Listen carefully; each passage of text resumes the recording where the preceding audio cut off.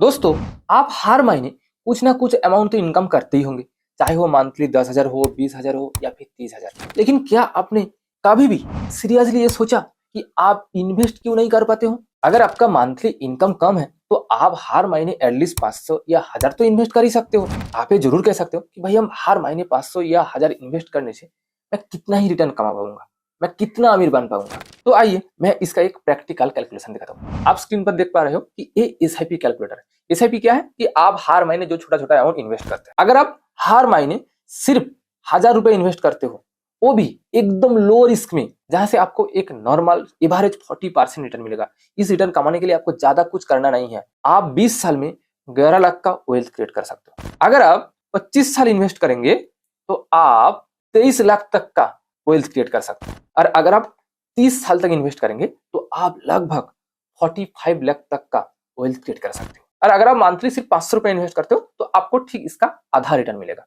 यानी लगभग 22 लाख के आसपास रिटर्न मिलेगा।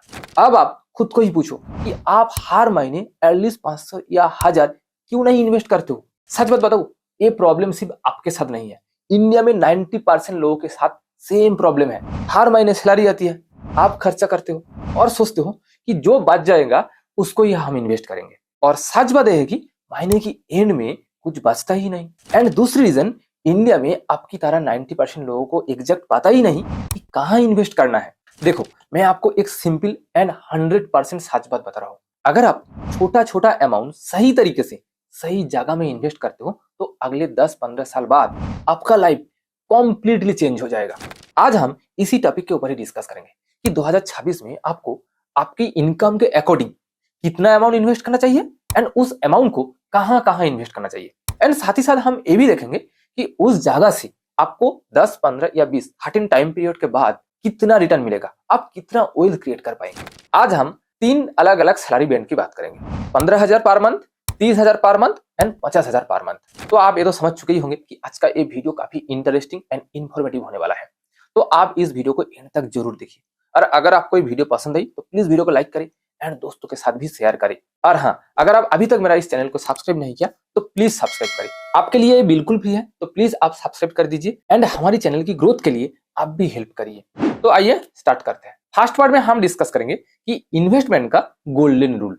इस रूल का मतलब कि आपको हर महीने जो इनकम मिलता है, जो सैलरी मिलता है, आपको पहले से ही डिसाइड करना होता है कि आप कितना अमाउंट खर्चा करेंगे, कितना अमाउंट इन्वेस्ट करेंगे। इस सैलरी डिवीजन का एक सिंपल रूल है 50-30-20। आपको हर महीने जो सैलरी मिलता है, जो इनकम मिलता है, उसका 50% आप डेली नीड्स के लिए खर्चा करेंगे। यानी आपका जो मैंडेटरी एक्सपेंस जैसे कि rent, food, electric bill etcetera, बाकी सब कुछ, ये डेली नीड्स जो मैंडेटरी एक्सपेंस, उसके लिए आप 50% अमाउंट का ही खर्चा करेंगे। सेकेंड आता है 30%। इस 30% अमाउंट से आप लाइफ स्टाइल को मेंटेन करेंगे, जैसे कि शॉपिंग, ट्रैवल या फिर एंटरटेनमेंट, इस तरह की चीजों में खर्चा करेंगे 30% amount. And third and most important 20%। इस 20% अमाउंट को आप हर महीने इन्वेस्ट करेंगे। और ऐसा नहीं है कि इस 20% अमाउंट को आप मंथ की एंड में इन्वेस्ट करेंगे। आपको जैसी ही सैलरी आएगा आपको 20% अमाउंट को इन्वेस्ट कर देना है, ताकि इस 20% अमाउंट से एक भी रुपया कहीं इधर उधर खर्चा ना हो जाए। इसलिए आपको हर महीने जैसे ही सैलरी आएगा एक दिन के अंदर ही एक 20% अमाउंट को इन्वेस्ट कर देना है। यहाँ मैं आपको एक इंपॉर्टेंट चीज बताऊंगा कि आप किसी भी जगह में, किसी भी सैलरी में इन्वेस्ट करने से पहले मेक श्योर कि आपके पास एटलीस्ट 6 महीने की इमरजेंसी फंड है। ये इमरजेंसी फंड का मतलब कि आपको हर महीने लाइफ गुजरने के लिए जो अमाउंट चाहिए ही चाहिए, यानी हर महीने आपका इनकम का 50% जो आपको चाहिए ही चाहिए, उसका 6 गुना आपको एज ए इमरजेंसी फंड किसी भी बैंक में रखना चाहिए। सेकेंड बार कह रहा हूँ कि आप इमरजेंसी फंड पहले क्रिएट करिए एंड उसके बाद ही इन्वेस्ट स्टार्ट करिए।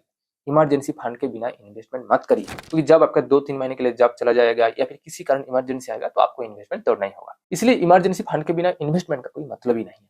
इसलिए आप एट फर्स्ट 6 महीने का इमरजेंसी फंड क्रिएट करिए एंड उसके बाद ही इन्वेस्टमेंट स्टार्ट करिए। तो सैलरी ब्रेकडाउन रूल में हमने क्या सीखा कि आपको हर महीने जो सैलरी मिलेगा उसका 50% डेली नीड्स के लिए, मैंडेटरी एक्सपेंस के लिए, 30% आपके लाइफस्टाइल एंड एंटरटेनमेंट के लिए एंड 20% इन्वेस्टमेंट के लिए। सेकेंड पार्ट में हम 3 अलग अलग इनकम करने वालों के लिए investment amount and investment options क्या होना चाहिए एंड उस जगह से 10, 15, 20 एंड 25 ये 4 टाइम पीरियड के बाद कितना रिटर्न मिलेगा वो देखेंगे। तो एट फर्स्ट हम 15,000 पर मंथ इनकम करने वालों के लिए investment amount and investment option क्या होना चाहिए वो समझेंगे। देखो, मैं आपको सैलरी ब्रेकडाउन यानी golden rule of investment section में ये समझाया कि आपका जो मंथली इनकम होगा उसका एटलीस्ट 20% आपको इन्वेस्ट करना चाहिए। अगर आपका मंथली इनकम 15,000 है तो 15,000 का 20% यानी आपके लिए आइडियल इन्वेस्टमेंट अमाउंट होना चाहिए 3,000 रुपया पर मंथ, यानी आपको पर मंथ 3,000 रुपया इन्वेस्ट करना ही चाहिए। देखिए, मैं आपको यहाँ एक बात कहना चाहता हूँ कि ऐसा नहीं है कि ये हार्ड एंड फास्ट रूल है, आपको इन्वेस्ट करना ही होगा हर मंथ 3,000। अगर आपका मंथली खर्चा ज्यादा है तो आप 1,000 रुपया कम इन्वेस्ट करिए, बट करिए तो सही, आप आपके फ्लेक्सिबिलिटी के अनुसार ही इन्वेस्ट करिए। मेरा कहने का मतलब कि आप इन्वेस्टमेंट स्टार्ट करिए, चाहे अमाउंट छोटा हो, आप इन्वेस्टमेंट को आपका हैबिट बनाइए। आगे चलकर धीरे धीरे इनकम बढ़ने के साथ साथ आपका इन्वेस्टमेंट अमाउंट भी बढ़ता जाएगा, बट उसके लिए आपको आज से ही इन्वेस्टमेंट स्टार्ट करना होगा। जैसे मैंने कहा कि आपका आइडियल मंथली इन्वेस्टमेंट अमाउंट 3,000 होना चाहिए अगर आपका इनकम पर मंथ 15,000 है तो। यहाँ आपको एक चीज ध्यान में रखना होगा कि लो इनकम में लो इन्वेस्टमेंट अमाउंट के साथ आपको हाई रिस्क वाली जगह में इन्वेस्टमेंट नहीं करना चाहिए। हमारा first investment option PPF, FD या गोल्ड, आप किसी एक जगह में इन्वेस्ट करें, बट मेरा चॉइस पीपीएफ। सेकंड, आपको इंडेक्स फंड में इन्वेस्ट करना चाहिए। लार्ज कैप आपको ध्यान में रखना होगा, लार्ज कैप इंडेक्स फंड में इन्वेस्ट करना चाहिए। इंडेक्स फंड का मतलब कि हमारे शेयर मार्केट में जो टॉप कंपनी है उन सभी कंपनी को मिलाकर एक इंडेक्स होता है, जैसे कि निफ्टी 50 जहां 50 टॉप कंपनी है, सेंसेक्स जहां 30 टॉप कंपनी है।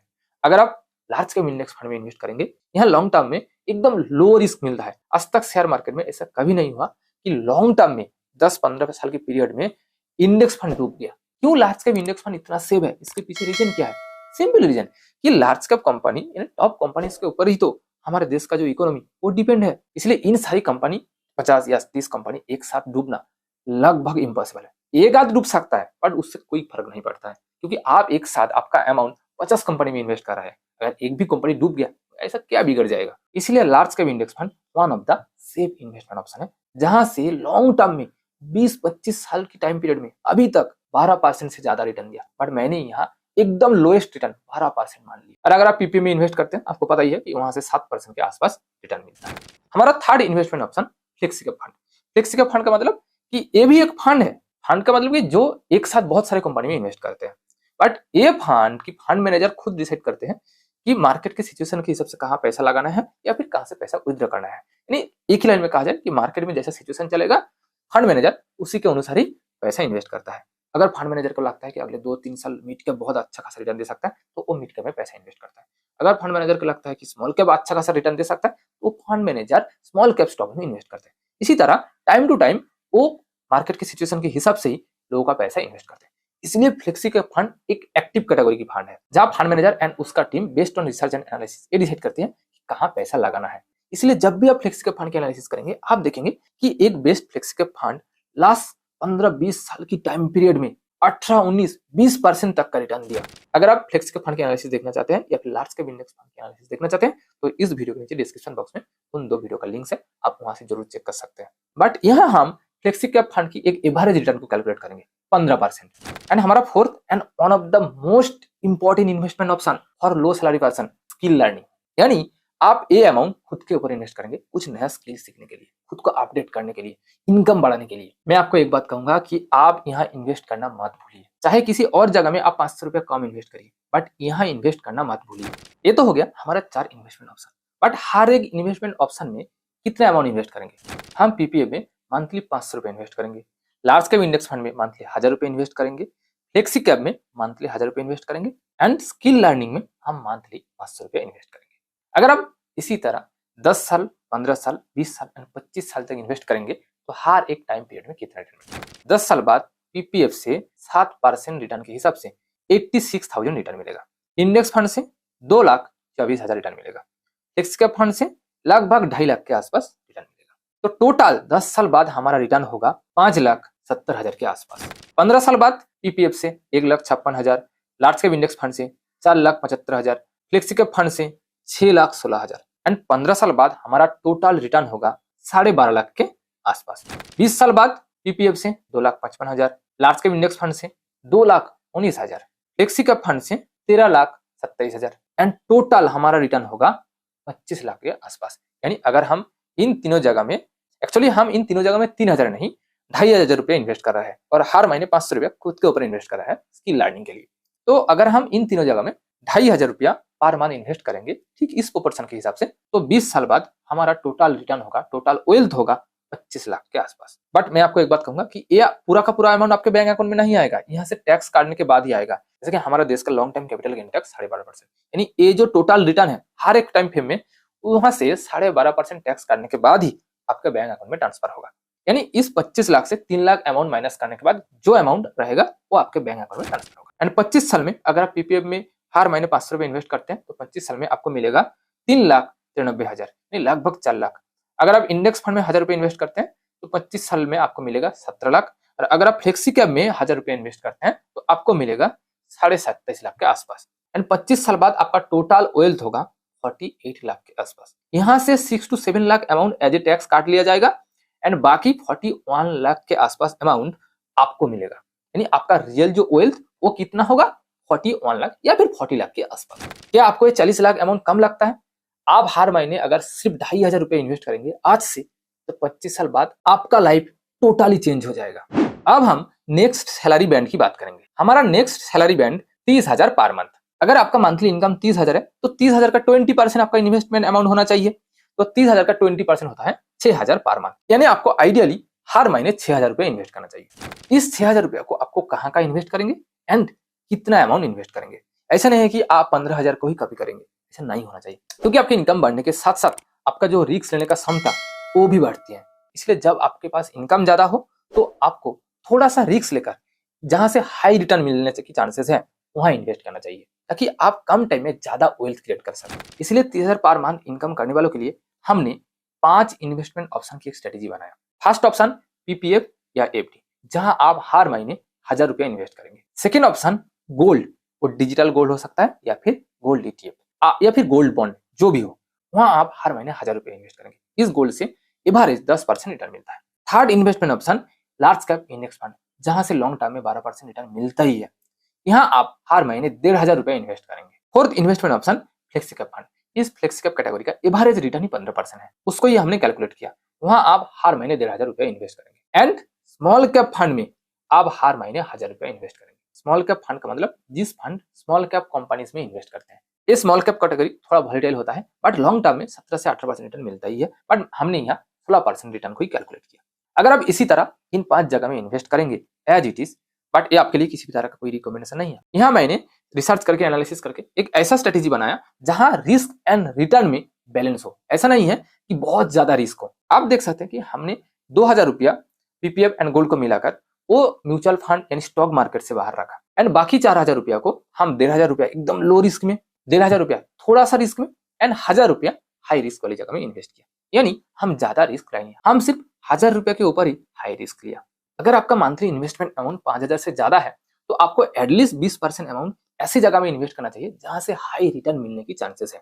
बट आपको एक बात ध्यान में रखना होगा कि वहां रिस्क भी ज्यादा होते हैं, इसलिए आपको ज्यादा अमाउंट नहीं डालना चाहिए, सिर्फ मैक्स टू मैक्स 20% अमाउंट ही डालना चाहिए। यहाँ तो हमने हाई रिस्क वाली जगह में 20% से भी कम अमाउंट डाला।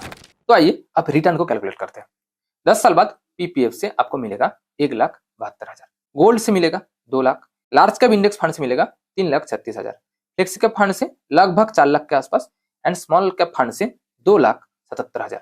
और 10 साल बाद इन 5 जगह से आपको टोटल रिटर्न मिलेगा 13,80,000 के आसपास। 15 साल बाद आपको पीपीएफ से 3,12,000 रिटर्न मिलेगा, गोल्ड से 4 लाख, इंडेक्स फंड से लगभग 7 लाख, फ्लेक्सी कैप फंड से 9,26,000 एंड स्मॉल कैप फंड से 6,72,000। एंड 15 साल बाद इन 5 जगह से आपको टोटल रिटर्न मिलेगा 30,21,000। आप सिर्फ कंपाउंडिंग का ताकत देखो। अगर आप 15 साल के लिए मंथली 6,000 रुपए इन्वेस्ट करेंगे तो 15 साल बाद आपके पास 30 लाख अमाउंट होगा, और अगले 10 साल में ये अमाउंट 3 गुना हो जाएगा। 20 साल बाद आपको पीपीएफ से 5,10,000 रिटर्न मिलेगा, गोल्ड से 7,23,000 रिटर्न मिलेगा, लार्ज कैप इंडेक्स फंड से 13,80,000 के आसपास रिटर्न मिलेगा, फ्लेक्सी कैप फंड से लगभग 20 लाख के आसपास रिटर्न मिलेगा, एंड स्मॉल कैप फंड से 15 लाख रिटर्न मिलेगा, और टोटल मिलेगा 61 लाख।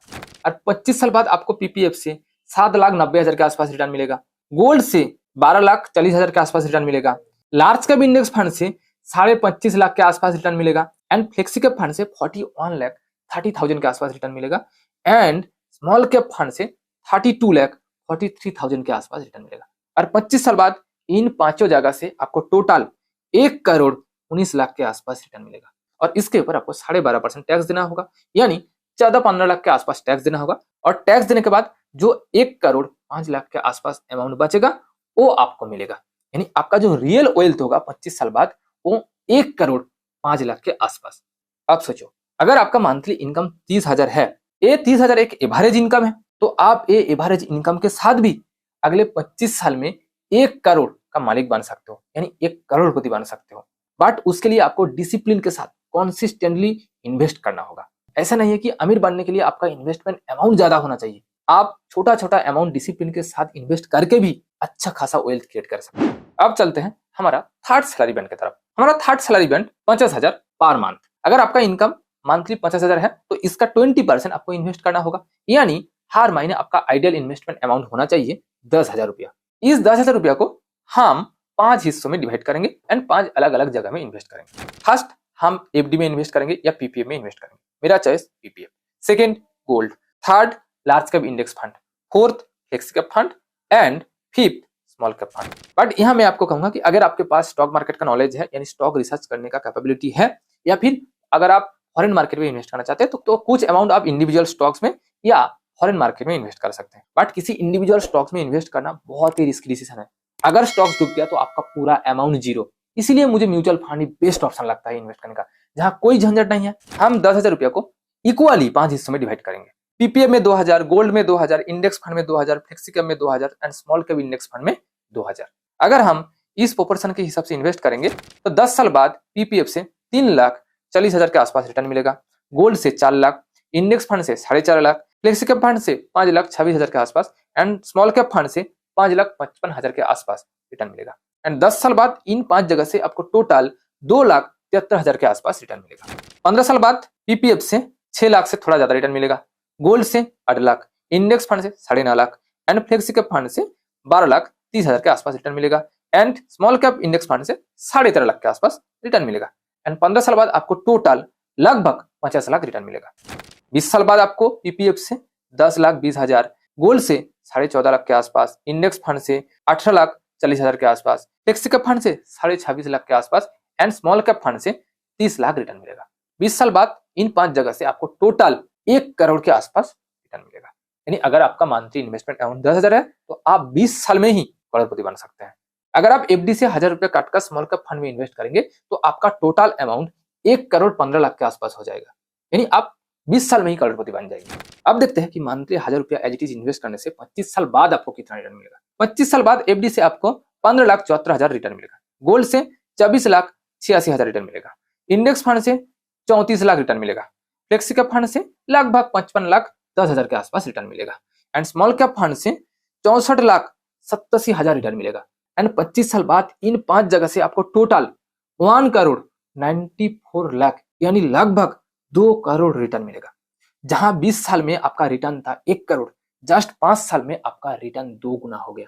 अगर आप 30 साल तक इन्वेस्ट करेंगे तो ये 2 करोड़ 4 करोड़ से भी ज्यादा हो जाएगा, बिकॉज कंपाउंडिंग लॉन्ग टर्म में ज्यादा इफेक्टिव होता है।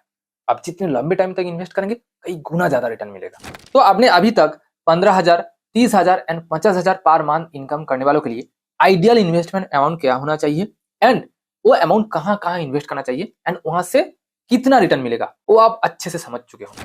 दोस्तों यहाँ मैं आपको एक चीज जरूर रिक्वेस्ट करूंगा कि अगर आप इनकम कर रहे हो और आप अभी भी इन्वेस्टमेंट स्टार्ट नहीं किया तो आप आज से ही इन्वेस्टमेंट के बारे में सोचिए। इस साल से ही इन्वेस्टमेंट स्टार्ट करिए, चाहे आप 500 से ही स्टार्ट करो, लेकिन स्टार्ट जरूर करो। आप इन्वेस्टमेंट को एक आदत बनाइए। और अगर आपका मंथली इनकम 15,000 से भी कम है, 10,000 के आसपास है, तो 10,000 के लिए इन्वेस्टमेंट प्लान क्या होना चाहिए उसके लिए भी मैंने एक वीडियो बना रखा है। उसका लिंक इस वीडियो के नीचे डिस्क्रिप्शन बॉक्स में है, आप वहां से जरूर चेक करिए। और आप कमेंट में जरूर बताइए कि आपका मंथली सैलरी क्या है एंड आप पर मंथ कितना अमाउंट इन्वेस्ट करना चाहते हैं। आपके उस अमाउंट के हिसाब से इन्वेस्टमेंट प्लान क्या होना चाहिए हम उसके ऊपर भी डिस्कस करेंगे। और अगर आपको मेरा ये वीडियो हेल्पफुल लगा तो प्लीज वीडियो को लाइक करें एंड दोस्तों के साथ शेयर करें। और हाँ, अगर आप अभी तक मेरा इस चैनल को सब्सक्राइब नहीं किया तो प्लीज सब्सक्राइब करें ताकि आपकी तरफ से भी मुझे कुछ हेल्प मिले। Thank you for watching this video. See you again.